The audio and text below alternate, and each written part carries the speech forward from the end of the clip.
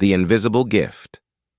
Have you ever felt something deep inside you struggling to break free? A hidden talent waiting to be seen while you move through life like a ghost, unnoticed by the world? This is Jessica Parker's story. At 28, Jessica worked as a housekeeper at the luxurious Skyline Suites in downtown Chicago, a five-star hotel where world leaders, billionaires, and CEOs shaped the future behind closed doors. Jessica moved through marble hallways like a shadow, pushing her cleaning cart with practiced silence. Head down, shoulders hunched, she had perfected invisibility, not from confidence, but from fear of being seen and judged. But no one knew what burned quietly behind Jessica's downcast eyes, a mind that traveled beyond borders. For 3 years, she had immersed herself in languages, teaching herself Mandarin Chinese from a tiny apartment she could barely afford. It began after the death of her mother, Ellen Parker, a woman whose life had been filled with dreams that never came true. "One day I'll see the world," Ellen used to say. China with its ancient walls, Italy's museums, Japan's cherry blossoms. But cancer took her before her passport collected a single stamp. The night after the funeral, Jessica found her mother's old Mandarin textbook, its pages yellowed, untouched for years. "I'll see it for you, Mom," she whispered, tears falling onto the first lesson. Unable to afford a single plane ticket, Jessica downloaded a language app, Ni hao wo jiao Jessica. What started as a tribute became a passion. From simple phrases to business-level fluency, Jessica poured herself into YouTube tutorials, online forums, and late-night practice. Mandarin captivated her, its tones like music, each character a piece of art. But at Skyline Suites, no one knew. To co-workers, she was quiet Jessica, always volunteering for the shifts no one wanted. To Chloe Winters, the hotel's icy event. "Manager, she was barely furniture. Room 312 needs a deep clean," Chloe barked in staff meetings. "And set up the VIP conference room. The Miles Industries team arrives tomorrow. They're particular." Jessica would nod, never mentioning she could recite Tang Dynasty poetry. Who would believe her? Only Henry, the 67-year-old night security guard, seemed to see through her silence. "You know your problem, kid," he once said, finding her scribbling characters on a notepad. "You've got gold inside you, but you walk around like you're made of dirt. Don't die in silence." Jessica blushed, hiding her notebook. "It's just a hobby." Henry shook his head. "The things we're best at often stay hidden. That's the tragedy." Little did Jessica know. Within 24 hours, those words would echo louder than ever. Her invisibility was about to be shattered. By a single phone call, no one at Skyline Suites could answer. No one, except the woman who cleaned rooms while dreaming in another language. The morning that changed everything. The day of the Miles Industries conference arrived. The hotel buzzed.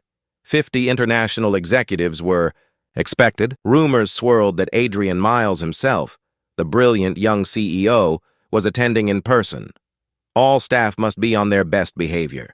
Chloe snapped at the morning meeting, her eyes flicking to Jessica. "No mistakes. Stick to your duties. Nothing else." As the group dispersed, Jessica overheard her again. "Put Jessica on the 14th floor," Chloe muttered to Marcus at the front desk. "That's where the Chinese delegation is staying. Better for everyone if she's out of sight." Jessica's cheeks flushed. If only Chloe knew. But she didn't. And Jessica kept her head down, rolling her cart toward the service elevator. Henry appeared beside her, holding his coffee. "Heard you're on 14 today," he said casually. Jessica gave a half smile. "Chloe thinks I'll embarrass the Americans."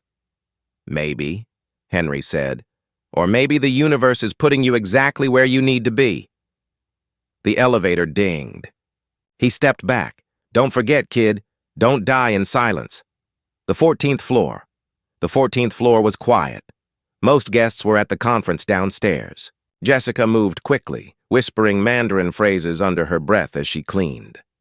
In room 1412, she noticed a magazine on the desk, Fortune Weekly. Adrian Miles stared from the glossy cover, sleeves rolled, eyes sharp. Miles Industries expands into Asia. CEO seeks cultural bridge for new markets.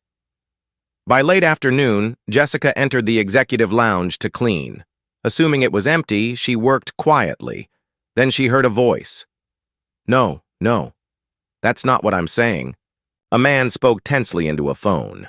I understand the language barrier, but this deal is too important to lose over miscommunication. Jessica froze. She peeked through the doorway. Adrian Miles stood inside, suit jacket tossed aside, pacing anxiously. I need a translator, someone fluent in Mandarin. Now. Please! Jessica's heart thudded. She could help, but fear rooted her in place. What if I make a mistake? What if I mispronounce something? What if he laughs? Henry's words echoed. You've got gold inside you. Don't let it die in silence. Adrian's voice rose. We're losing the deal. This call is collapsing. Jessica's breath caught. This was the moment. She stepped back, almost ran. But her reflection in the polished elevator doors stopped her, the same hunched posture, the same fear, the same silence her mother died with. No more. She turned, feet trembling. She stepped into the lounge. Excuse me, she said softly. Adrian didn't hear. She raised her voice. Excuse me, Mr. Miles. I speak Chinese. I can help. If you want. He turned, startled, eyes landing on the uniform, the cleaning cart. For a moment, Jessica thought he'd dismiss her, but desperation won. You speak Mandarin? He asked. She nodded, throat dry. Yes, fluently. He hesitated, then handed her the phone. It's on speaker. We're negotiating final terms with the Jung Corporation in Shanghai. Jessica's hands shook. But when she opened her mouth and spoke Mandarin, something transformed. Her voice grew steady, her tone precise.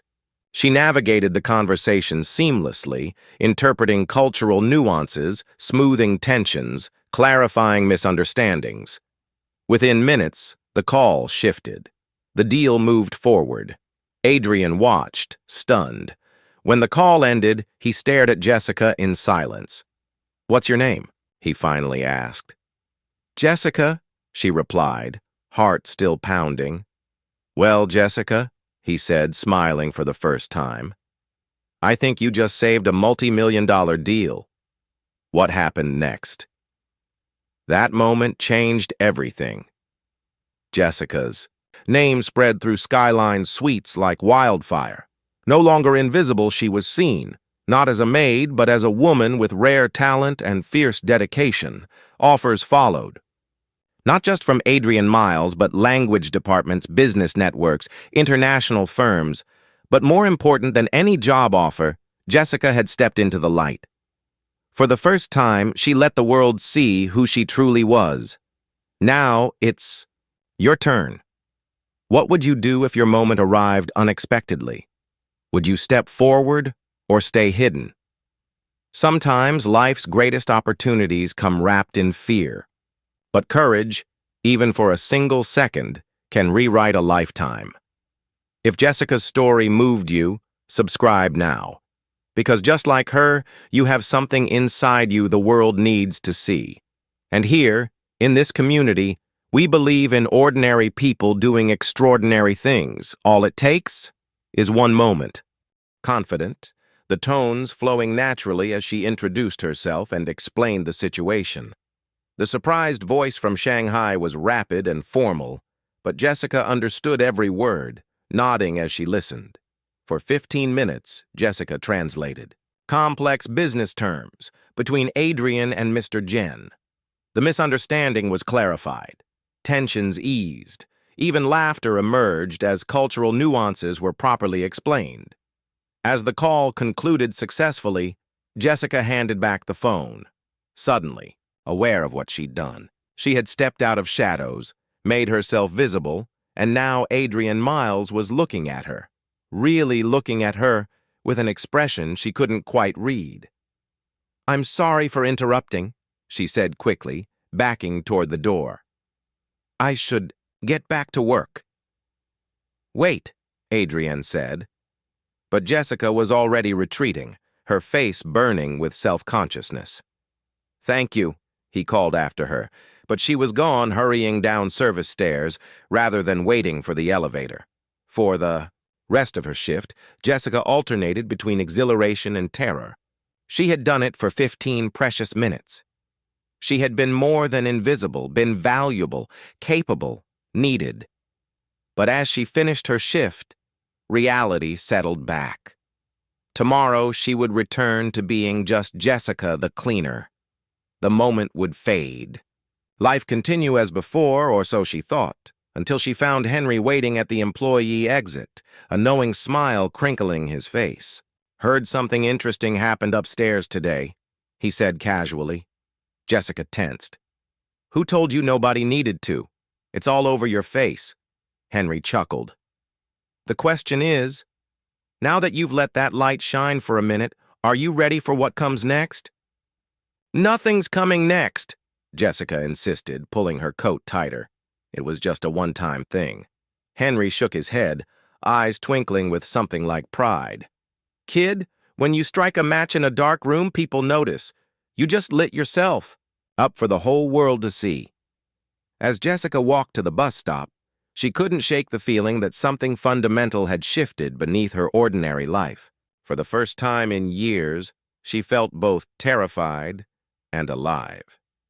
She had no way of knowing that upstairs, Adrian Miles was making a phone call that would change everything. "Yes," he said, watching the Chicago skyline from his suite. "I need information about one of your employees, a housekeeper who speaks fluent Mandarin. I believe I found something extraordinary hiding in plain sight." Morning arrived with a sense of unreality. Jessica had barely slept, replaying yesterday's events, alternating between pride in her momentary courage and anxiety about consequences. What if she had overstepped? What if Adrian had complained? Tea-quirk. Everything seemed unnervingly normal. No one mentioned the incident. Even Chloe treated her with the usual dismissive attitude. "14th floor again?" Chloe said, barely glancing at Jessica. "And the Miles Industries people have requested their conference room be prepared by noon for a meeting. Make sure everything is immaculate." Jessica nodded, relief washing over her. Perhaps Adrian hadn't mentioned the interaction. Perhaps it had meant nothing to him, just a convenient solution to a temporary problem. As she worked, Jessica tried, convincing herself that yesterday's bravery was an anomaly, a brief departure from safe invisibility. Yet something had changed inside her, a small flame refusing to be extinguished. While cleaning the mirror in room 1409, she caught sight of herself and paused. For the first time in years, she really looked at her reflection, not just checking for smudges, but seeing the person staring back. Her mother's eyes looked back, filled with a question Jessica couldn't quite answer. "It doesn't change anything," she told her reflection. One moment doesn't change a life, but as the words left her mouth, they felt hollow. Deep down, Jessica knew some moments, rare as they might be, held power to change everything. At 11:45, Jessica arrived at the conference room to prepare for the meeting. She worked efficiently, arranging notepads, filling water pitchers, adjusting chairs. As she finished, Chloe entered with 2 senior hotel managers. "Good. You're almost done," Chloe said critically. "The Miles Industries executive team will be here any minute. I need you too." The door opened and Adrian Miles walked in with 2 assistants. The hotel manager straightened, professional smiles appearing. "Mr. Miles," one began. "We trust everything has been satisfactory." Adrian nodded politely but seemed distracted, his eyes moving past them until landing on Jessica, who was trying to make herself invisible near the service door. "Actually," he said, "there is something specific I wanted to discuss." Jessica's heart dropped. Here it was, the complaint, the reprimand for stepping out of her place. "I had an interesting experience yesterday," Adrienne continued, gaze fixed on Jessica. "One of your employees saved a multi-million-dollar deal through an extraordinary display of linguistic skill." The hotel managers exchanged confused glances. "I'm sorry, Mr. Miles," the senior manager said. "I'm not aware of any staff providing translation services. We have a professional service we can call when needed." "You weren't aware?" Adrienne replied. "Because the person who helped me wasn't from your translation service. She was from your housekeeping staff." All eyes turned to Jessica, who wished the floor would swallow her whole. Chloe gave a dismissive laugh. "There must be some mistake. Our housekeeping staff doesn't, Jessica," Adrienne interrupted, addressing her directly. "That is your name, correct?" Jessica nodded, unable to find her voice. "Would you mind demonstrating your Chinese language skills again? Perhaps translate something I say to verify for your management." The room fell silent, all eyes on Jessica. This was her feared moment, being put on display, judged, found wanting. Her instinct screamed to run, to hide, to deny everything. But something stronger held her in place. Perhaps the memory of those 15 minutes when she had been more than invisible, when her voice had mattered. Yes, I can do that," she managed, voice barely audible. Adrienne spoke several sentences about business expansion and cultural exchange. With each word Jessica translated into fluid Mandarin, the expressions around her transformed from skepticism to surprise to astonishment. When she finished, Adrienne smiled. "Perfect translation, better than many professionals I've hired." Chloe's face had drained of color. "I had no idea," she stammered, shooting Jessica a look, mingling shock with resentment. "Clearly," Adrienne replied coolly. He turned back to Jessica. "How long have you been studying Mandarin?" 3 years, sir." "Self-taught," she nodded. "Remarkable," Adrienne said admiringly. "And why haven't you pursued this professionally? With your skill, you could be working." As a translator or language specialist, the question hung heavily. Why was she cleaning rooms when she could do so much more? It was the question Jessica had buried deep inside. "I never thought I was good enough," she admitted, the truth painful in its simplicity. "And I didn't have credentials or connections. It was just something I did for myself." Adrienne nodded as if reaching a decision. "I have a proposition for you. My company is expanding into Asian markets, particularly China. We need people who understand not just language, but communication nuances, people with natural ability and dedication." Jessica stared, uncomprehending. "I'd like to offer you a position," Adrienne continued, "initially as a cultural liaison and translator for our upcoming Shanghai negotiations. If that goes well, we can discuss a permanent role with Miles Industries." The room seemed to tilt. This couldn't be happening. Things like this didn't happen to people like her. But I'm just as she began, a remarkably talented individual who has been underestimated, Adrienne finished. "Including by yourself, it seems." Chloe stepped forward, professional mask in place. "Mr. Miles, while Jessica's hidden talent is impressive, there are protocols. She has no formal training, no degree, no corporate experience. Perhaps we could arrange a professional translator instead, someone more suitable for your executive environment." The implication hung in the air. Jessica wasn't the right kind of person for Adrienne's world. She belonged behind a cleaning cart. Jessica felt herself shrinking, the familiar weight of inadequacy pressing down. Chloe was right. Who was she to think she could step into such a role? But then Adrienne spoke, cutting through Jessica's spiral of self-doubt. "Miss Winters, isn't it?" He addressed Chloe directly. "Let me ask you something. Yesterday, when the call came from Shanghai, where were your professional translators?" Where was anyone willing to step forward and help? Chloe had no answer. Jessica was the only person who combined ability with initiative, Adrian continued. She saw a need and had the courage to fill it despite obvious personal discomfort. That's exactly the kind of person I want representing my company. He turned back to Jessica, his expression softening. Of course, the decision is yours. This would be a significant change, and I understand if you need time to consider. Time seemed to stand still as Jessica stood at the crossroads of her life. Before stretched two paths, the familiar road of invisibility, of safety and smallness, and the terrifying, exhilarating unknown of stepping into her full potential. She thought of her mother, who died with dreams unfulfilled, of Henry's words about not dying in silence, of the person glimpsed in the mirror that morning, someone with her mother's eyes and untapped courage. "I don't need time," Jessica said, her voice steadier than expected. "I would be honored to accept your offer." The words hung irrevocable. Jessica had stepped off the edge of her small, safe world into free fall. Adrian smiled. "Excellent. We'll handle details with your management. I'd like you to join our strategy session this afternoon if possible." The senior hotel manager, quickly adapting, nodded enthusiastically. "Of course, we'd be happy to release Jessica from her duties immediately." Chloe's face flushed with barely contained frustration.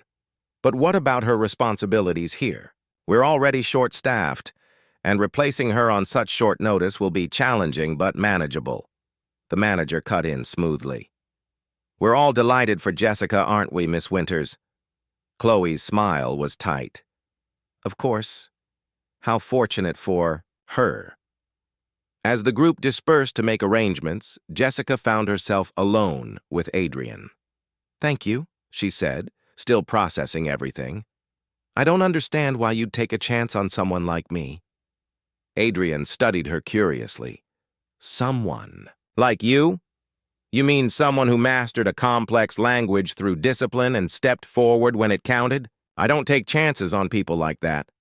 I invest in them." Before Jessica could respond, Chloe returned. "All business, Jessica. You'll need to return your uniform and collect your things," she said. Then quieter. "Quite the Cinderella story, isn't it? Just remember, when the clock strikes midnight, not everyone keeps the glass slipper. 2 days ago, those words would have stung." But Jessica had changed. "Thanks for your concern, Chloe," she replied calmly. "But I think I'll decide what world I'm cut out for." 3 hours later, Jessica sat at the Miles Industries strategy table, dressed in a borrowed skirt and blouse. Not a uniform, but not quite executive attire either. She listened carefully, unsure when or if to speak. Then Adrian turned to her. "Jessica, you've been quiet. What's your perspective?" Every eye turned to her. Jessica could stay safe or speak up. "I think the strategy misses key cultural elements," she began, voice studying. "In Chinese business, relationships come first. Leading with efficiency might come off as transactional." She spoke of face-saving, indirect communication, and the value of patience. As she spoke, heads nodded. Adrian watched her with approval. By meeting's end, she had shifted from silent observer to valued contributor. Miranda, Adrian's chief of staff, approached afterward. "We're finalizing Shanghai. You'll need a passport. Do you have one?" Jessica shook her head. "I've never left Illinois." Miranda didn't blink. "We'll expedite it." Adrian says, "You're essential." Essential. The word echoed in her mind as she exited the hotel. This time through the grand lobby, not the service hallway. The city outside looked different, brighter, possible. At the bus stop, Henry was waiting. "Heard there was some excitement upstairs," he said, grinning. "Something about a housekeeper becoming essential." Jessica smiled. "How do you always know?" "I pay attention," Henry said. "To everyone." She hesitated. I'm scared. What if I'm not what they think I am? Henry nodded. Fear and excitement feel the same. The only difference is the story you tell yourself. He looked at her. So what's your story, Jessica Parker? That you're lucky, or that you're finally becoming who you were always meant to be? As the bus approached, he gently nudged her forward. Some lights, once lit, don't go out. On the ride home, Jessica caught her reflection. No longer hunched or hiding, she sat tall, facing the future. And for the first time in years, she felt something powerful and unfamiliar. Hope. The next 3 weeks were a blur of training. Jessica juggled crash courses in business, Mandarin practice, and corporate etiquette. Adrienne had assigned her to work closely with his chief of staff, Miranda, a sharp, composed woman who, to Jessica's surprise, was patient and encouraging.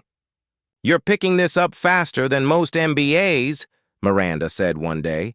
"It's like you've been preparing for this your whole life." Maybe she had been. The language she once learned to honor her mother had become a bridge to her future. The day before departure, Jessica visited her mother's grave.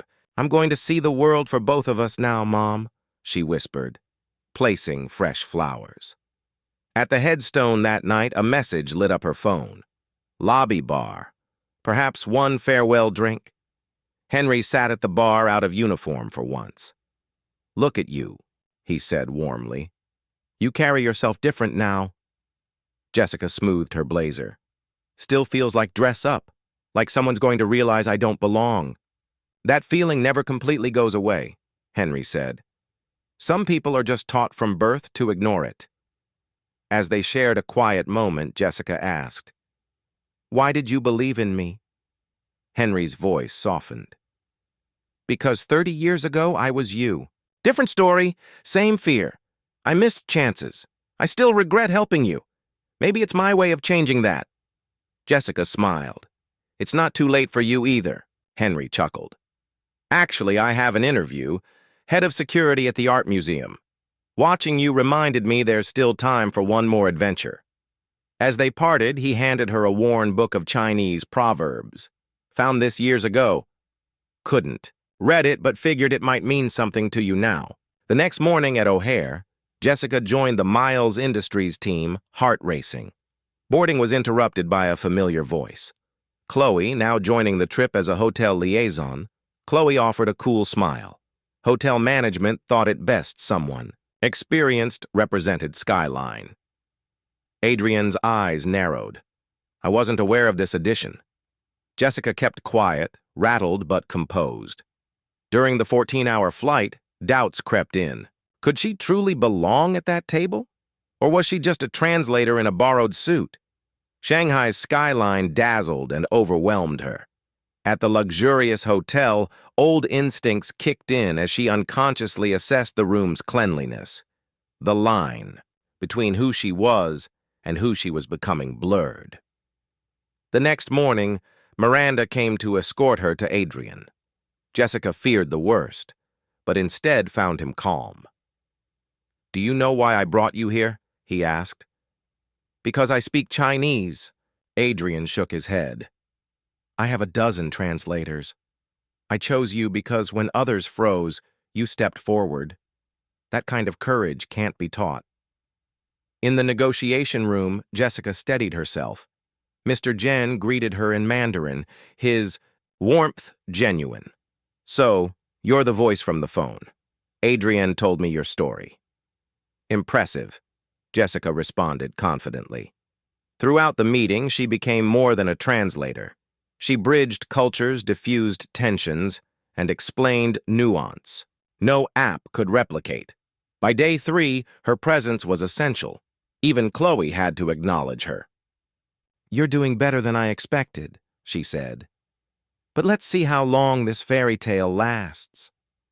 Jessica didn't respond because she no longer needed to. Mr. Jung App approached moments later. "Emmy Parker, I'd like to continue our conversation about regional practices." The surprise on Chloe's face said it all. That night, Adrian raised a toast to new beginnings and to seeing the extraordinary in plain sight. Later, on the balcony overlooking Shanghai, Jessica reflected from housekeeper to partner in negotiation. The transformation wasn't in what she learned. It was in finally being seen and, more importantly, seeing herself. Chloe joined her, subdued. "I underestimated you." Jessica smiled. "So did I." Adrian appeared, gazing out at the skyline. "What's next for you?" Jessica looked out. "Steady. I think I'd like to see more of the world. And not just through books." He smiled. "I think that can be arranged." Jessica pulled Henry's book of Proverbs from her bag, flipping to a page. "A journey of 1,000 miles begins with a single step." Hers had started with a single act of courage, a choice to speak up. That step had carried her. "Becoming someone new," she said confidently. "Sometimes it's about finally becoming who you already are." In the crowd, Adrienne watched proudly. Beside him, Henry, now head of security at the Art Institute, nodded with quiet pride. "When I first stood in this hotel, I believed I belonged. In shadows, I buried my gifts, convinced they weren't valuable enough to share." Jessica's voice didn't tremble. It rang with clarity. She glanced at Chloe, hotel staff, and executives, some of whom once overlooked her. "My turning point. A conversation in a language I wasn't supposed to understand. I'd studied Chinese in memory of my mother, never imagining it would lead here." Miranda smiled from the front row. "This year taught me that our greatest limitations aren't external. They're the stories we tell ourselves about who we are, what we deserve, and when we're enough." She held up Henry's old book of Chinese proverbs. "A wise friend once said, 'The things you're best at might never be seen, but don't let them die in silence.'" That changed me. Jessica's voice grew stronger. "We often wait for permission to shine, but worthiness isn't granted. Seneca claimed, 'When we choose to stop hiding, courage isn't the absence of fear. It's moving forward despite it.'" In the back, housekeepers and kitchen staff invited guests, listened with rapt attention. "Last year, I cleaned rooms here. Today, I lead international negotiations. The difference? I gave myself permission to be seen." As applause thundered, Jessica stepped away from the podium and caught her reflection. No longer the girl who shrank from attention, but a woman who had stepped fully into her light. Later, she stood with Henry at the reception. "Not bad for two people who used to be invisible," he said with a wink. Jessica smiled. "I think about that day a lot, when I almost didn't. Answer the phone. Everything could have been different." "But it wasn't," Henry replied. "And that's what matters." A young woman in a housekeeping uniform approached Chili. "Ms. Parker, I just wanted to thank you. Your story really spoke to me." Jessica took her hand warmly. "What's your name?" "Maria," she replied. "Well, Maria, whatever dream you're carrying, don't let go of it. It matters." As Maria walked away, Henry murmured, "Look at you," passing it forward. "It's the least I can do," Jessica said. "Someone once did the same for me." Across the room, Adrian brought over Mr. Jen from Shanghai. "Mr. Jung says your speech should be required for every executive." Adrian grinned. Mr. Jung nodded. "In my culture, we say the loudest voice isn't always the wisest. You've proven that quiet strength can move mountains." Later, Jessica stepped onto the terrace, gazing over the glittering Chicago skyline. She pulled out a photo of her late mother.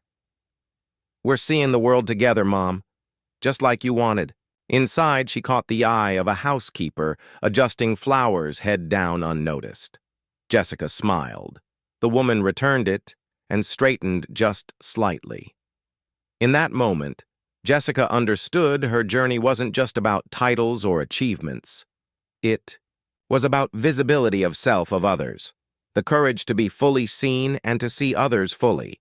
Because the most powerful gift we offer isn't our success. It's our authentic selves.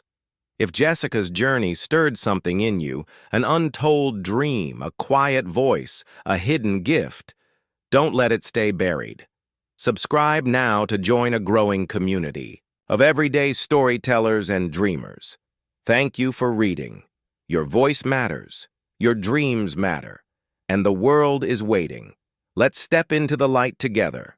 Subscribe here and never miss another story that inspires.